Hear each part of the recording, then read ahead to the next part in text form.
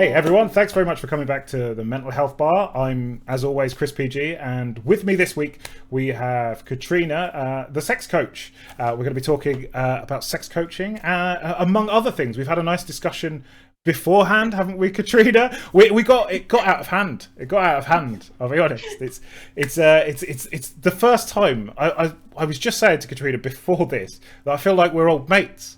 We just had a chat. I'm going to start. I'll open it up with. We have already talked about suction cup dildos, so everything else from there is out of bounds. You know, it doesn't matter. We could just do anything. We're already way beyond the finishing line. So, Katrina, tell me, what is sex coaching and what do you do? What does it entail? Hi, Chris, and hi, everyone. Thank you for watching. Thank you so much for asking, because this is probably the first thing that's causing the biggest laughs, question marks, discrepancies, raised eyebrows, all of the above when people hear sex coach. Yes. So first of all, it's easier to say what sex coach is not. I am not an escort. I will not have sex with you in order to be a sex coach. Yeah. I'm also not an educator, so unlike in the movie, TV series Sex Education, I will not be sitting with a penis model and a vagina model and teaching you about your bits. Right. That is an educator's role. Okay. I am not a therapist. Don't assume there's anything wrong with you. As a sex coach, the way I see it, and this is just my own view, bad shit can happen. Yeah. And that bad shit can range from trauma, yeah, all the way to just nothingness, because nothingness can be just as traumatic at times as an actual horrific event. Right. That's an interesting perspective. Yeah. So yeah, more on that in a second. Keep going. This shit happens, but this shit happens and it stops us, it creates barriers in us, and we stop enjoying the things that we do. Yes. And that happens in all sorts of areas of life. Now, I think that my feeling is that when it comes to sex, it's even more important when that happens and we don't have anybody to get us to the other end, because if you look biologically, just pure biology at our drives, the drive to survive, the drive to eat, the need to eat, the need to breathe, actually the most important one is the one to procreate. It's about preservation of the species. We have evolved since then and we have added fun to it. Nevertheless, that drive is more important than any other drive we have as living creatures. And so when something stops us from having enjoyable sex life and fulfilling sex life, everything else goes tits up. Right. So my role as a sex coach is to use everything that I've learned in my life, everything that I've been through and dealt with, and I'm dealing with every day, and allows me now, the skills I have developed that allow me now to have happy sex life, to help others.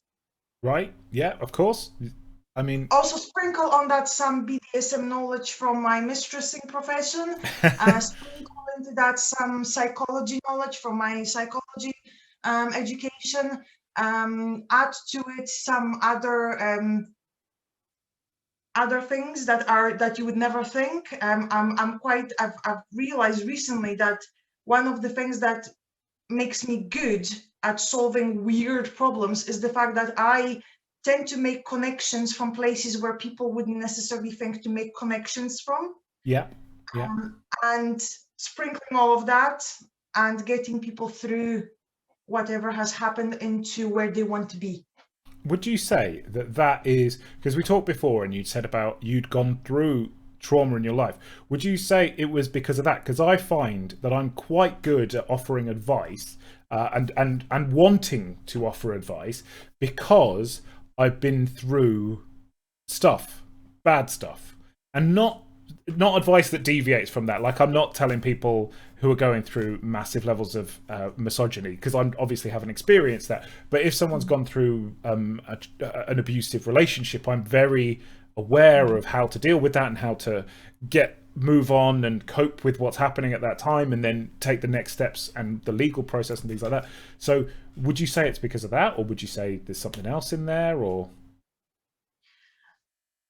I think it's a combination of things. So okay, just to clarify, I suppose I try not to offer advice, because again, to advice that kind of broaches onto teaching, right, yeah, and I try to offer my own insights, but they're never, it's for the person to interpret them however they feel it's applicable right, to their life. yeah, Because again, I would like to think humbly that I am not in the other person's shoes. Our experiences, we may be going through the same thing in terms of the label, but the experience will not be the same. no, Our past experience won't be the same. Our personalities aren't the same. So I can't just say, oh, this is how I dealt with it. This is, these are the steps you need to do, and you're going to oh overcome it too. yeah, No, no, no, no, no. But what I can say is, this should happen to me, that should happen to me, this fucked up thing happened, and this another thing, and this is what I did for myself. If yes, there's something in there that speaks to you, give this shit a go, yeah, or change it suitably so that it works for you, but give the shit a go if you feel like it, if yeah, you yeah, feel it's to you. I think in my case, it's a combination of the trauma I overcame, very high IQ, very high EQ, and imagination, yeah, and that ability to link various things that you would necessarily not think about linking. So like, yeah, one of the things, to give you example, is I happen to have a black belt in Six Sigma, which is a qualification strictly about quality improvement methodology.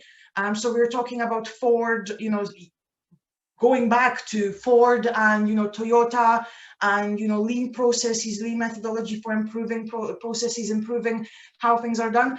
And believe it or not, it actually has applicability to our mental health and overcoming our oh issues. yeah, oh yeah, yeah. I totally, absolutely agree with you. I absolutely agree So with you.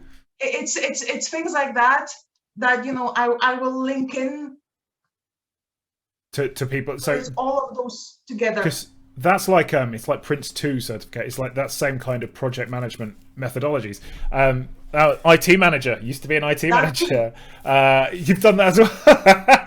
This is what happens. So I always think that clever people never find the job that they should be in until they're self-employed, because they just can't deal with people who are, now that is the first time I've ever referred to myself as a clever person in my whole life. I'm trying to do it more. I think everyone should know when they're smarter, or not smarter than everyone around them, but when they're at least smart. You know what I mean? You should know Oh that yeah. you know how to deal with a situation. You should know that you're aware. You don't see Totally. the way I see it is, you don't see like tribesmen in the desert going, you know what? I don't have a fucking clue.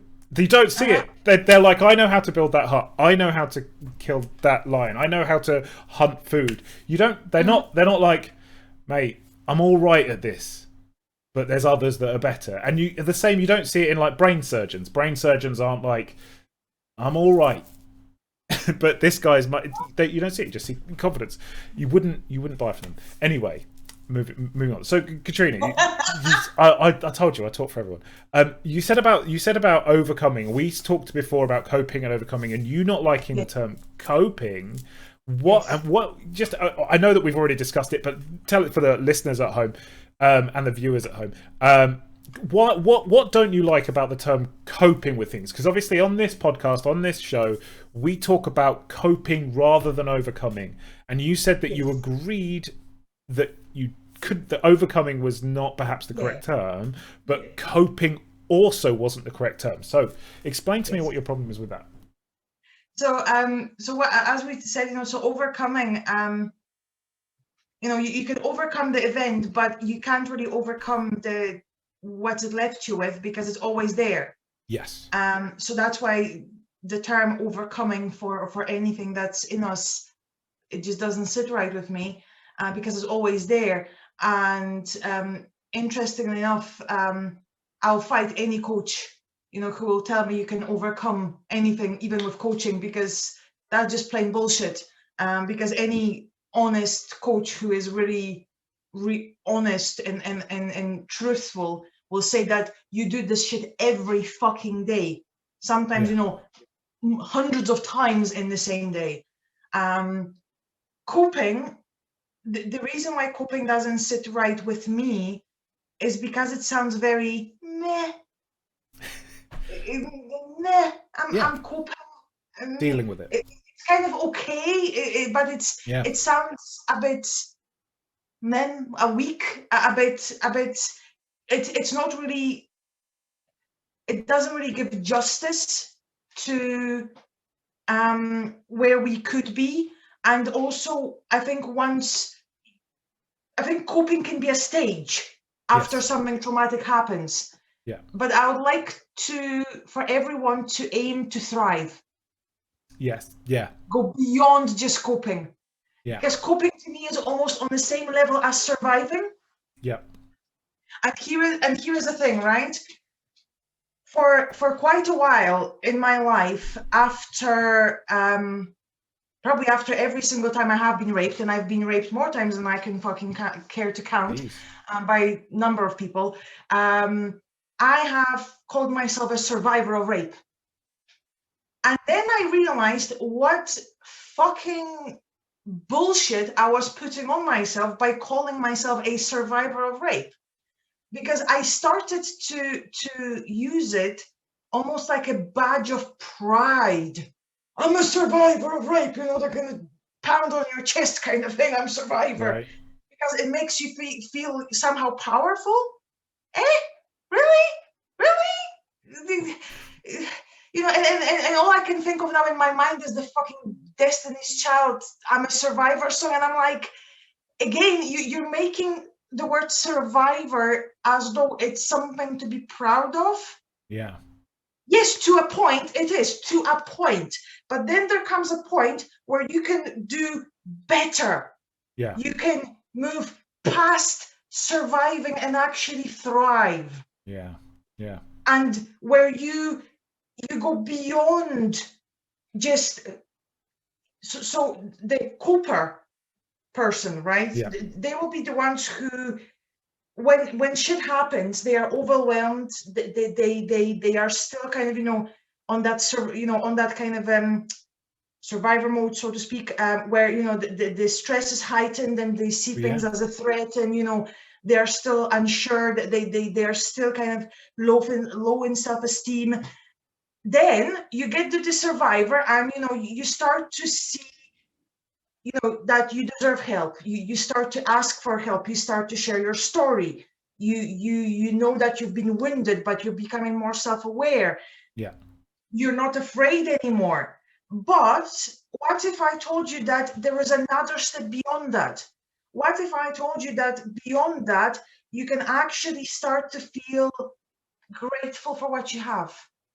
You can actually look to the future. You can actually realize that you have the strength to create boundaries and set these boundaries, and anybody who doesn't respect them can fuck right off. Yeah. That you're not there to please anybody anymore, that you're there to live your life, and you have the right, the power, the obligation, dare I say, to create that life for yourself. You start to think about the past, but without it hurting you anymore. Yeah. Yeah. That's great. I see. I'm one of That's the. thriving. That is thriving, and I'm one of those people. Like I said, I'm one of those copers. I'm one. No, no, no. Told I'm ya, not. I'm not a not a thriver. coper. I'm a coper. That's the thing. I am overwhelmed. I am overwhelmed when things get stressful. I have been recently. I've been very open about it because I am open about it because I'm a public figure, because I have I'm still an entertainer, and I think that putting a false image out there is dangerous and can be. It can damage other people because they're like, oh, look, this person is perfect. Why can't I also be perfect? And no one's perfect. But I You suppose just this is described. But this is, I suppose, where the other thing comes in. So the way I see these three kind of states, Yeah. I don't think that they are separate states. Right. Okay, that's So interesting. I think that they are, again, a spectrum. Right. And so, see, I think you probably have characteristics of some of all three. Interesting. Because Even more interesting. nobody's black and white. Nobody's black and No. white. No, I don't It's think just so either. one state of the other. And I listen, I have times myself where, I am now building my future. I am looking to the future. I've got my boundaries. I am hopeful. I am enthusiastic about the future. But there's still times where I find myself stuck in that belief everybody else has it easier and better than me, which is Yeah. the Cooper thing, Yeah. Yeah. the victim thing, the victim Yeah. mentality. And then there's times where I jump into the survivor, and think like, shit has happened to me. I'm okay, but I'm still in pain, but I'm not no longer, like in that, everything is a threat mode. You can get, it is a spectrum. But what I'm saying is, let's try and get to that other Thriving. end of the Yeah. thriving. Wow. So I mean, I just breezed over the top of it, but that you've been through a lot there. I mean, several times, and that's great. I will put a content warning on this so that people do know that before they listen to it and watch it. But that is, I can't. I can't believe that you're able to function after that. If I'm like, it's incredible that you're here and you want to help other people. Like, I would just lost faith in humanity. So is that what drives you to coach now, or is that why you sought this aspect out, or not that specifically, but Well, the kind of person I am, the kind of constitution I have, I don't see to have a choice. is it just I don't see us having a choice. And, and what I've mentioned that happened to me, that's just the tip of the iceberg. right? If I go into detail, if I were to go into detail, and if I were to go into assaults and abuse on top of the rapes and everything that has happened to me, that's just the tip of the iceberg. Well, look, we don't have to. We can if you'd like to, but we don't have to. Obviously, it can be emotional for you, and I can see. Happy to. No, I don't mean that in a bad thing. I know I don't want to take you into a place that you're uncomfortable. I also don't want to take into a place that detracts from what we're here to talk about as well, because that's, as far as you're concerned, like you've said, there's the past, and now you're thriving.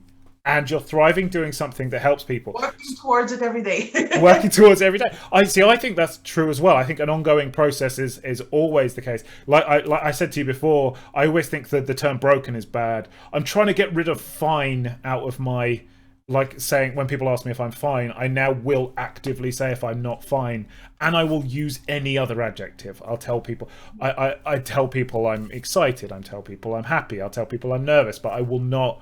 I'll try not to use fine. I think that fine is the mask you wear that's just thrown out there, and it's an automatic reaction. So, what do you do every day that makes you thrive? What's that thing what takes you from coping to thriving? So one of the things that I tend to do, and I do it every day. So I've identified things that make me happy. And when I say things that make me happy, again, let's break that down, because to me that can be a bit vague, right? Yeah. So when I'm saying things that make me happy, I am thinking about things that speed up my heart rate, Okay. get my endorphins flowing, Yeah. and put a smile on my face or make me feel relaxed. So I actually can tell physically that there's physical changes to the way my body operates at that time. Right. That are signs that they make me happy. So one of the things is I tend to work out in the morning. Good plan. Yeah. Because exercise just makes me happy. It gives me, endorphins.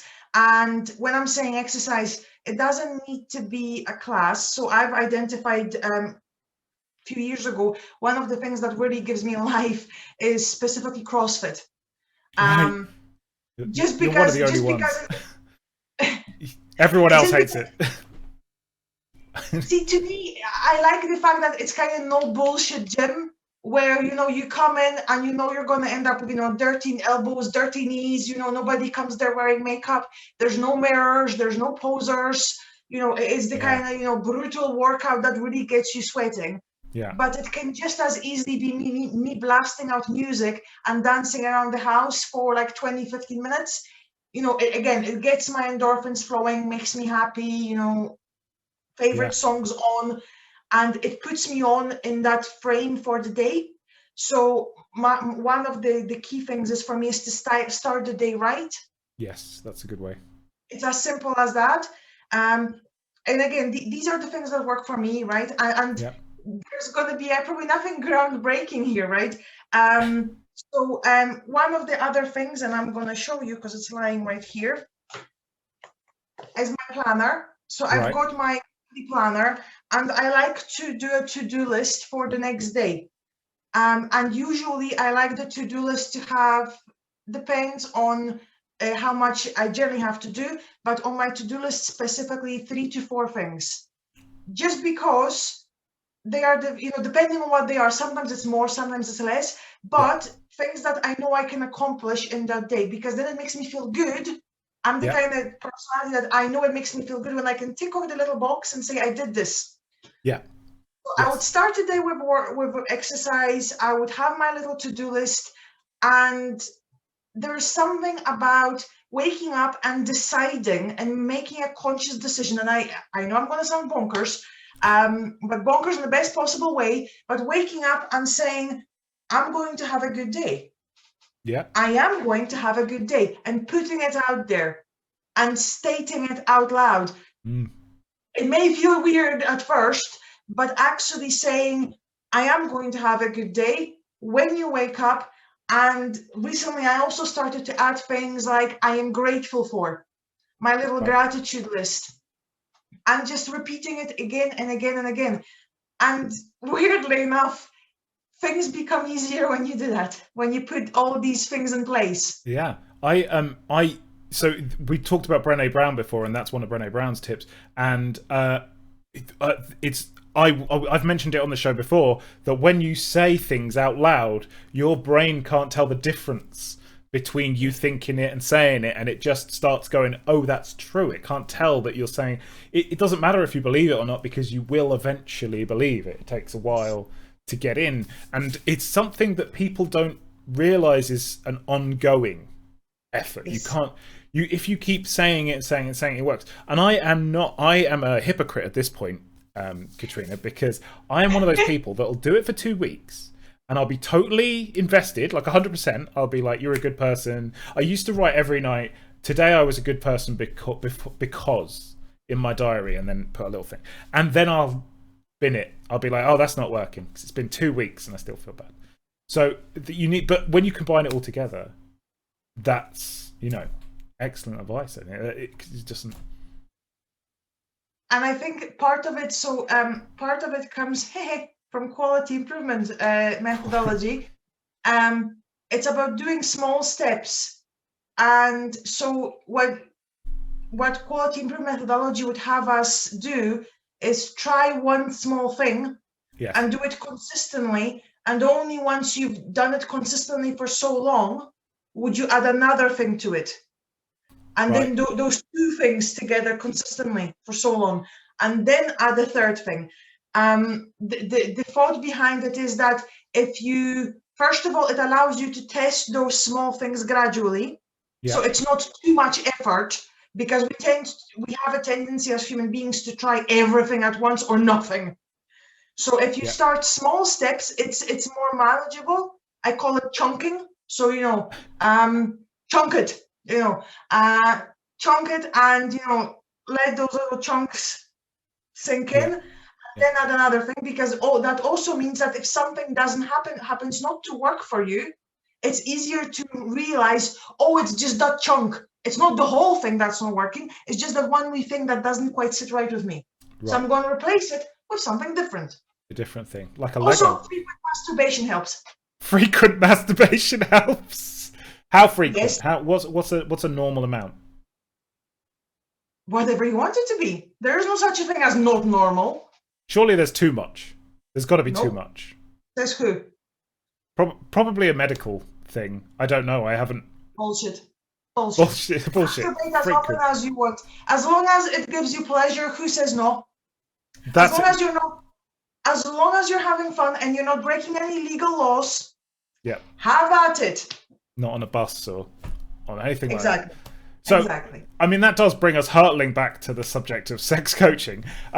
So, what does that entail? Come on, we've been recording for 25 minutes. We've had a full discussion. We've talked everything. We've talked about how we can make ourselves feel better. We've talked about not coping but are thriving. We've talked about the fact that we've both gone through trauma. Now let's get. People are going to be like, come on. Sex coaching.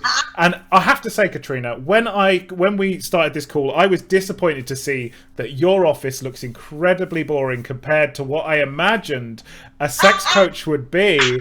You've got a flipboard, there are books, there's not a single dildo. I can see the word wicked. Bring some. Or would you No, like me to bring some? you don't need to bring a dildo. You don't. I mean, the podcast listeners don't need to know. For everyone listening at home, dildos everywhere. they don't know.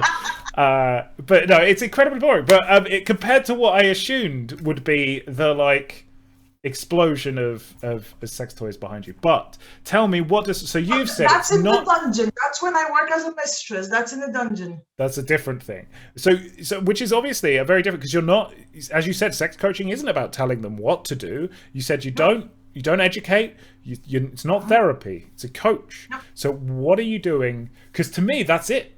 You're either helping or you're either like coaching. To me, coaching is like educating, or it's therapy. So what if it's neither of those things? What do you mean? What do you? So, coach.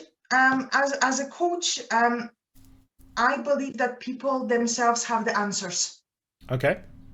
Unlike the teacher who thinks that they need to teach, I think that people have their answers. And unlike the therapist, I don't believe there's anything wrong with people. Right. I don't think people are wrong or broken. I think that bad shit has happened to them. Yeah. And they need help moving past it, and looking into the future, and that they need somebody to help them make a plan. So as a coach, I may throw information occasionally at people, but it's more in a way of, rather than teaching and explaining, it's more of, did you think about this? Or did you think about that?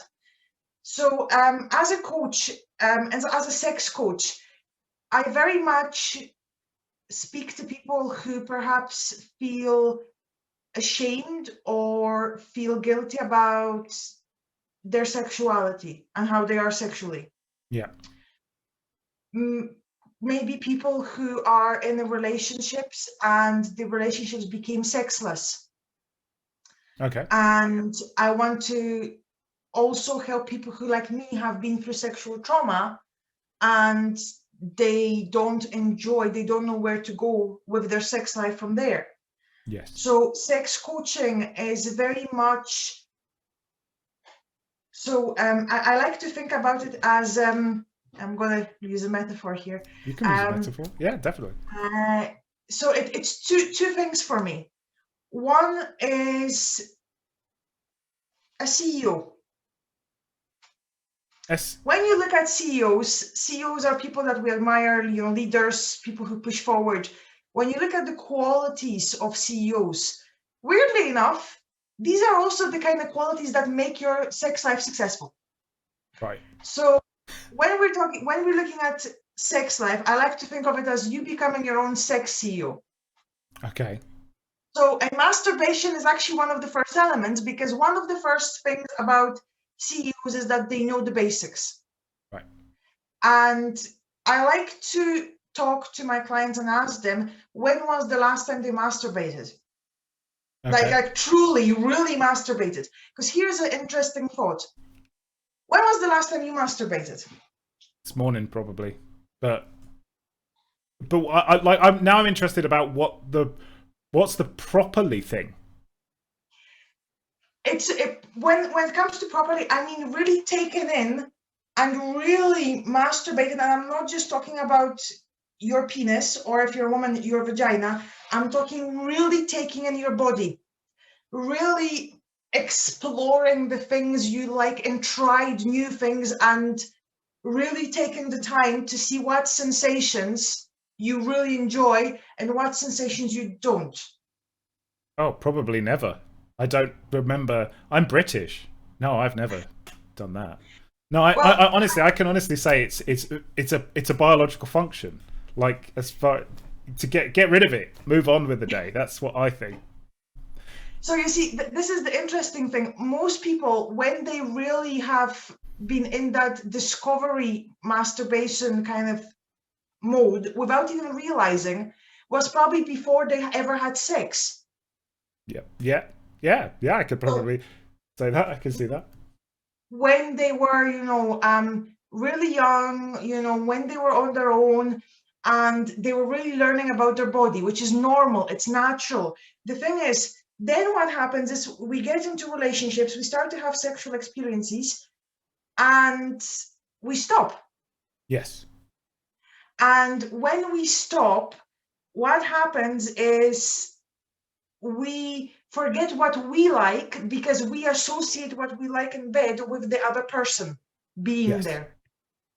Now, what if I said that, our bodies change, whether you had trauma or not, things will change over time, and we forget about the basics. We forget about actually taking the time to really embrace our bodies and enjoy our bodies, Yes. and Yes. actually checking in with ourselves as to what we like and what we don't like anymore, what has changed. So I like to give example of myself, and this is actually not to do with sex, but just to show the magnitude of it. We were talking about public speaking before we came on the call, Yeah. and I used to do, I always did public speaking, God, most of my life. Interestingly, when pre-puberty, I used to take part in these competitions where you would sort of recite a poem, and I would fucking rock that shit, right? Like other kids, they would see me coming, and it was, in front of like hundreds and of people, and other kids would see me coming up on stage, and they would usually be like, whoa, she's coming, we know who's going to win the competition. Then once I hit puberty, my body chemistry has changed so badly that the first time after my first period, I went on stage to do that. I was breaking it. I was sweating. I was red. I was shaking. I got on Yeah. stage, said the first few words, forgot everything, got terrified, got off. Whoa. So if you think about that, my period was enough to change my body chemistry so drastically. I went from total fearless badass to a nervous wreck. I overcame the nervous wreck, but that's how much my body chemistry changed in terms of something, like that. Yeah. And so here we're talking about sex itself, Yeah. and Yeah. people don't necessarily check in. So the first thing is check and know the basics, know what you like, know what your partner likes. If you're with somebody, if you're not, know what you like. Second thing I like to explore with my clients is one of the issues that, again, a lot of people occur, and I think it's more of a cultural thing that I would love to change. Yeah. But I will do it if I have to, one client at a time, is ask questions. Yes. Yeah. People, especially these days, we undergone this culture change where, we have, and as a sex worker, I know so many other sex workers, who will, post, photos online, exposing everything. And you see then, but you see that also, in wider society, you see, people sharing nude photos with each other, Yeah. posting them online. Have at it. Doesn't Yeah. bother me. But at the same time, the same people will actually feel scared, ashamed, nervous about saying to their partner, honey, tell me, how would you like me to go down on you? What would make you really happy? What would you really like me to do in bed with you? What That, is your deepest desire? You know, people are scared of yeah, asking these questions. The other aspect is being proactive. So let's not wait for the crisis to occur. Let's explore the things that have changed, the things that you may feel are issues, and how to be open about them and what they actually mean. Also, embrace change, embrace the fact that things will go differently, and don't be scared of that. Also, understand where your barriers may come from. So one of the other things I like to do, next to sort of these kind of qualities of the CEO, is what I like to refer to as exploring your wicked sexual landscape. right. When I'm saying wicked, so wicked is actually as with my acronym. So it stands for, it's a kind of a series of questions or areas I like to explore where appropriate with my clients. And that is, what do they wonder about? What are they curious about? What do they want to discover and explore? Yeah, What is important to them yeah, in terms of their sex life and intimacy? What are they comfortable with? Where is their comfort zone? What are they knowledgeable about? And what do they feel that they lack knowledge about? It is not for me to give them that knowledge, but for me to help them find out where to find that knowledge. yes. What makes them excited? What excites them and thrills them about their sex life? And what do they dread? And why? Why are they scared of certain things? Where are those fears coming from? Right. See, I think that's a big thing because addressing your fears. I always think that fear is the most powerful thing. It's like Mhm. because and it's always the unknown, and it's never as bad as you think it's going to be. I Absolutely. I've always been one of those people that is terrified, and so does the thing because I'm so scared that the fear is worse than the thing ever could be. So whenever Absolutely. whenever I've done everything, I've always said people have said, "Oh, you're brave for doing this thing," and I said, "No, I'm an abject coward." That's the thing, is that I'm scared of being scared. I hate it. So when you say scared of the bedroom, what kind of thing are we talking about there? You're saying scared of the, and it doesn't have to be the bedroom. I'm just using it as an analogy. What are we talking about? So a lot of people are scared of telling their partner either about the things that they really, really want, or they are scared of telling their partner that something isn't working for them. Yeah, I can see that. Especially if you care So, about the person, right? yep.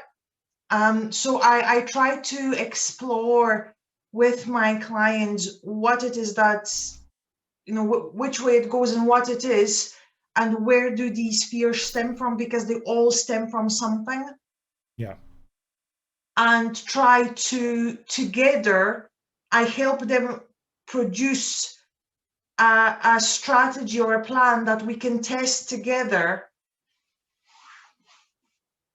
and see how they go, and they can then tell me if they worked or not, and then we can think of something else that they can try and test.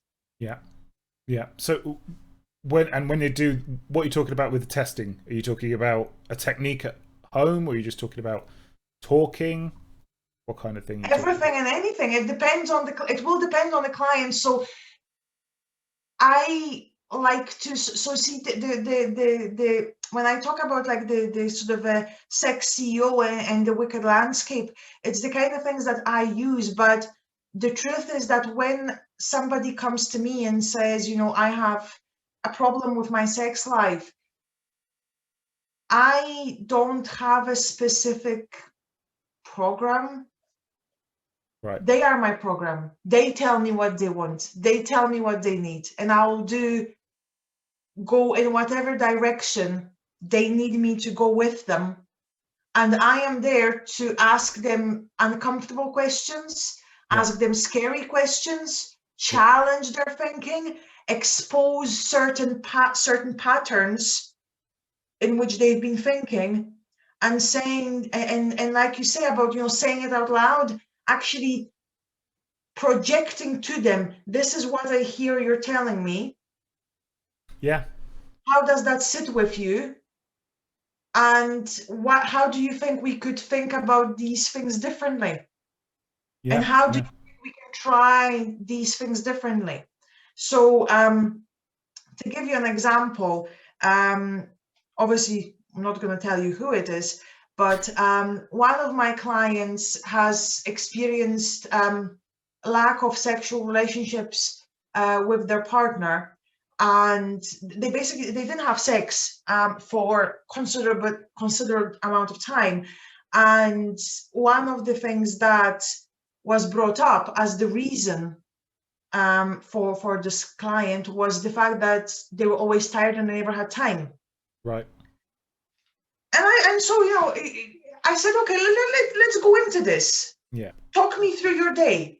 Tell me literally step by step what happens. And lo and behold, because I asked to be talked through, we've identified that although they have a child, there is actually a time period in their day after the child has went to bed when the two of them experience a bit of a spike in energy, but instead of going and chugging like wild bunnies, they sit and watch TV, or you know, they play computer games, Yeah.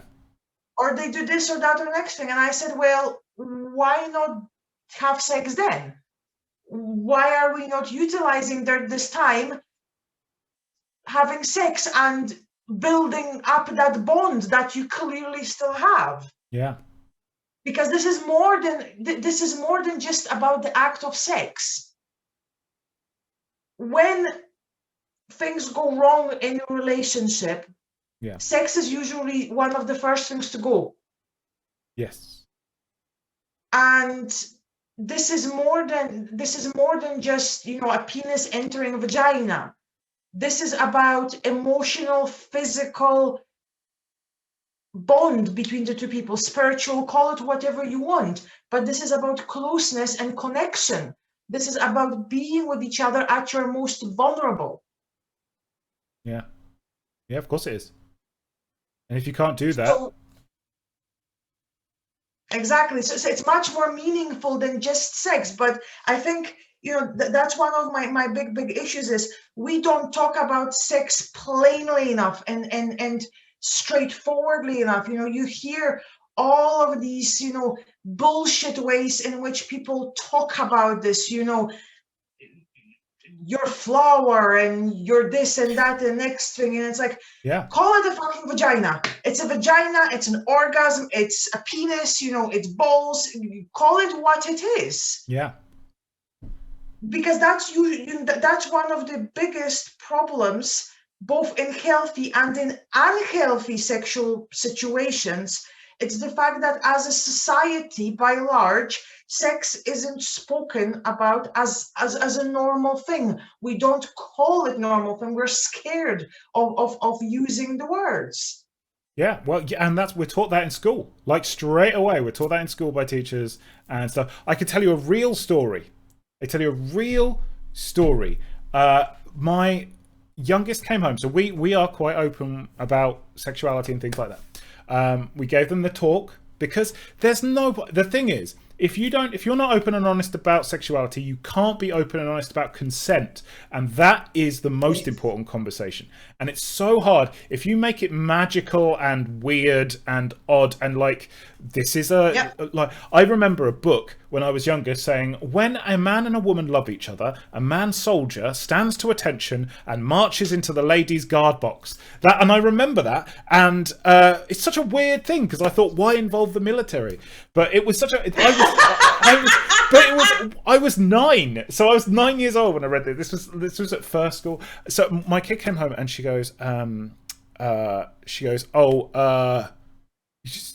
she said that the teacher had referred to it as either a bagel or a baguette.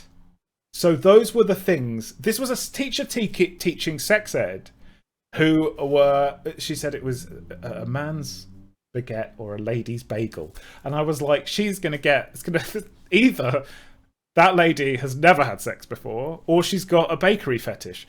There's a bagel and baguette. and this is to like they were 11 at the time. They were having a sex ed. This is high school, so they're supposed to be teaching it. And luckily, she thought it was hilarious. Our youngest thought it was hilarious because she knew all the right words. We'd had all the conversations, and they do have sex education now in first school, primary, which I'm really glad about because in my day it was really awkward and weird. But bagel and baguette. That's bullshit. Isn't it a weird thing? And you're just going to be like, it's not just weird. I'm sorry, but I have to butt in because this is one of the things that is absolutely grinds my gears and it pisses me beyond the imagination. It's not just that it's weird, it's dangerous. Yeah. Because then you get into this is exactly why you then hear stories of children being sexually abused, but not knowing how to say it to anybody, not knowing how to report it to anybody, because they don't have a healthy understanding of what it is that is happening to them. Exactly. That's what I was saying a second ago. If you haven't got the knowledge of the biology, of the functionality, how are you going to have knowledge of the consent? How can you know what this thing is if you haven't been told what the biology of it are? We know when we're hurt because we're told you have cut yourself. We know when we're getting tall. We know when we have. It's all biological function. We know we're left-handed. We know we're blue-eyed. We are told those things. We're not told that, and it's so important. It's so important, and I like it. You have to educate, and I think that as you said, there's all these weird analogies because we're very scared of talking about it, and I think both you and I have been in careers where you've had your dominatrix, and I was a stand-up comedian where talking about sex is obviously par for the course, has been standard stuff, and I'm still like, you see me adjust myself, I'm still uncomfortable. I should just say, people who were listening, adjust myself like in the chair, not adjust myself down. Like, I just realised that. Podcast people, YouTube people will have seen me like adjust myself, like move myself forward. But I just realised saying it as I said it, I was like, oh my god. Just clarify for the listeners. But yeah, you see, I'm uncomfortable, and I'm very open. We've talked about stuff here, very open on stage. I've talked about stuff. So imagine people who have no experience at all. My mum can't say she was an IT manager, and she can't say vagina. That woman never. I don't know if she's ever said it. So see, that's one of the biggest things. Like, one of the reasons why I want to be a coach and why I wanted to be specifically sex coach is because I want to give people that safe space where they can talk to me about these things, and it's not going to faze me, it's not going to make me surprised, it's not going to shock me. I've probably done most of those things, or I've heard of them, or I've seen them done. Some of them were done to me, both the good and the bad. So these things don't faze me, and it concerns me that people don't have enough room or safe spaces to talk about sex openly without being judged, without being raising eyebrows, without shocking. I am here for that. This is why I'm here. I think that in Britain we need that. We need to be less repressed, more open. I think that is the way forward. Agreed. And funnily enough, perhaps ironically enough, this is actually one of the things that you would never think is very in common with being a dominatrix. And actually, that's why I realized I want to be sex coach. Right. Because of my work as a dominatrix. Because to me, that's exactly how I see domination. It's not about sex. It actually really isn't. It's about providing people with safe space where they can be really, truly vulnerable and do the things that make them happy or satisfied or fulfilled or content. Things that other people would judge them for, or as a raise the eyebrows or be scared. Not when they come to them. And that's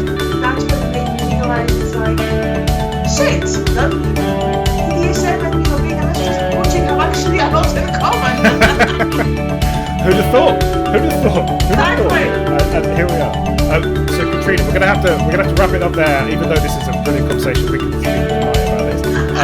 But honestly, there's so many. This is such a great topic. Maybe we'll have a part 2, Katrina, part 2. Totally. Yes. Tell everyone where they can find you if they want to get in touch, or if they want to hire you for either of the services. So I have I've got a private Facebook group, which is on sex coaching. Speaking of sex coaching, yeah. Yep. They can also email me at speakingofsexcoaching@gmail.com.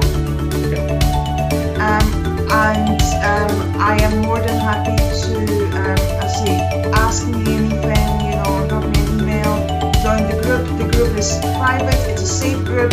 On the group I share some videos, I share posts with little hints, tips, things I've been through that hopefully resonate with people and give people whatever they need to take from it. I think that's important, especially as it's an independent. And we will, of course, if you are a listener, all those links will be in the comments of the podcast. They will also be on YouTube.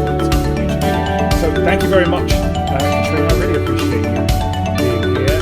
I really appreciate your candor and your openness. It's been eye-opening for me. I hope it's been eye-opening. I hope you've enjoyed yourself. Thank you so much. Absolutely, it was fantastic. And yeah, we probably should do a part 2 because there's still so much more we can talk about. There's so much. It's so much. Right. Thank you very much for listening, everyone, and we'll see you next week with more Mental Health Bar.